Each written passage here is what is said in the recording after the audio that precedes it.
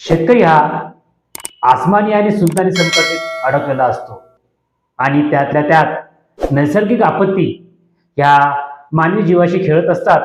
असा हा प्रकार महाराष्ट्र राज्यातील परभणी जिल्ह्यात असलेल्या सेलू तालुक्यात नुकत्याच 2 सप्टेंबर रोजी झालेल्या 24 तासामध्ये 198 मिलीमीटर पावसाची नोंद झाल्यामुळे तेथील जनता, नागरिक, शेतकरी हे हवालदिल झाले आहेत आणि त्या प्रकरणावर स्थानिक प्रशासनातील अधिकारी यांनी तात्पुरती तुटपुंजी मदत करून फक्त त्या माध्यमाच्या त्या परिसरातील त्या माध्यमाच्या बातम्या या प्रसार माध्यमात झळकल्या असल्या तरी नुकतेच प्रहार संघटनेचे आमदार बच्चू कडू तसेच शेतकरी संघटनेचे नेते राजू शेट्टी आणि संभाजीराजे हे परभणी जिल्ह्यातील त्या तालुक्याच्या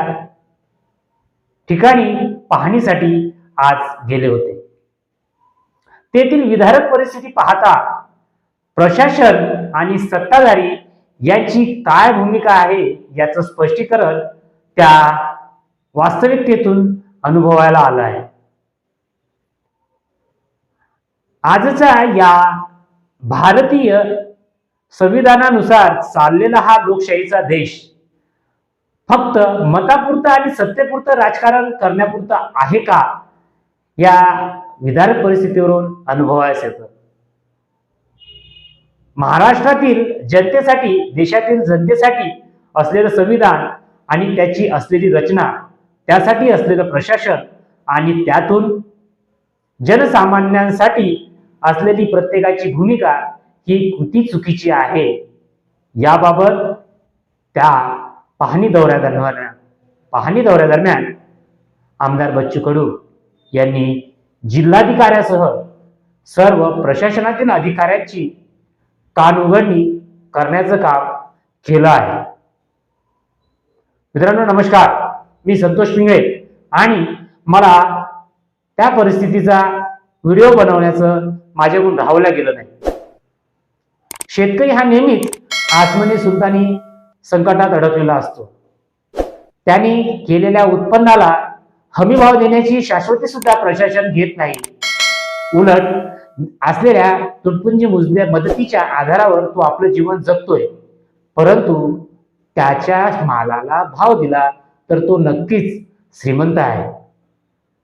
असो, आजच्या या पाहणी दौऱ्यादरम्यान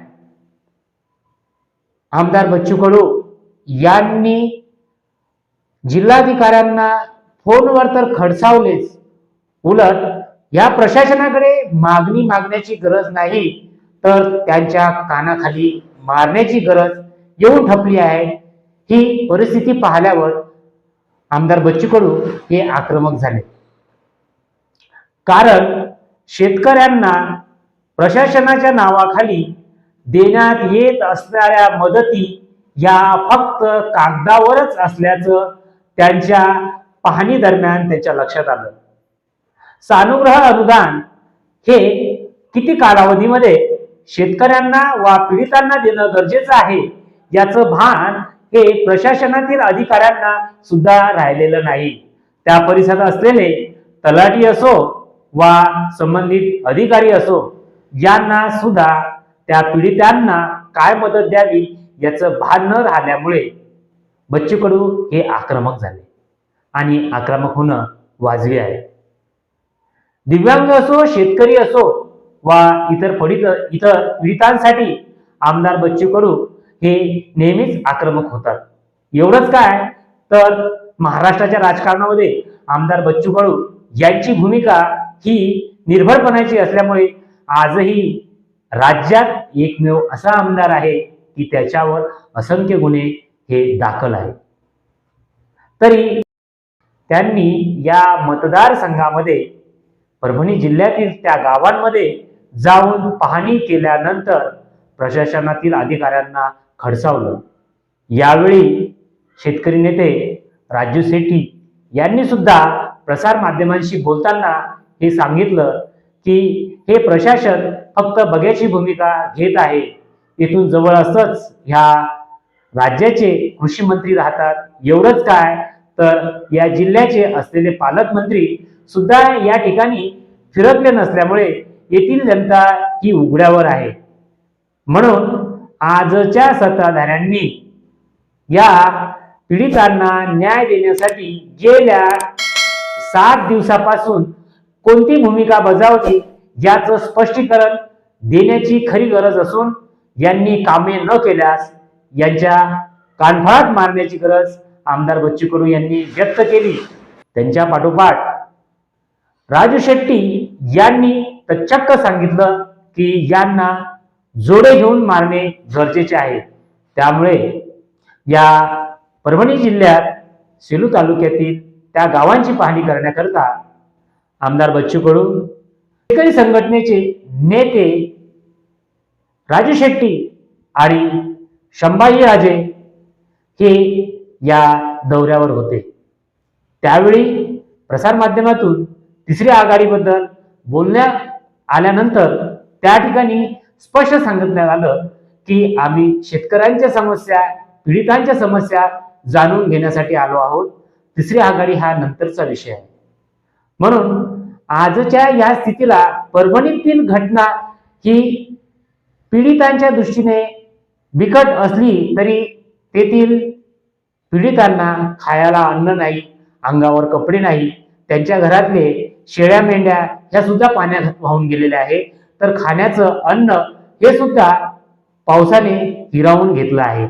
त्या पीडितांना मिळणारी मदत देण्यासाठी प्रशासनातील अधिकारी फक्त उडवाउडवीची उत्तरं देत आहेत. सर्व पंचनामे झाल्यानंतरच त्यांना मदत देण्यात येईल. तर त्या पीडितांनी खावं काय आणि कोणत्या प्रशासनावर लक्ष ठेवावं?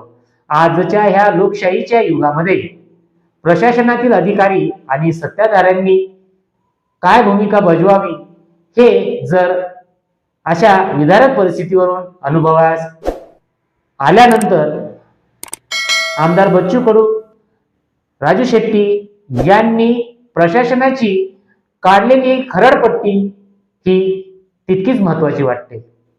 तरी या आजच्या परिस्थितीतील पाहणीवरून हे मी माझं मत मांडलं.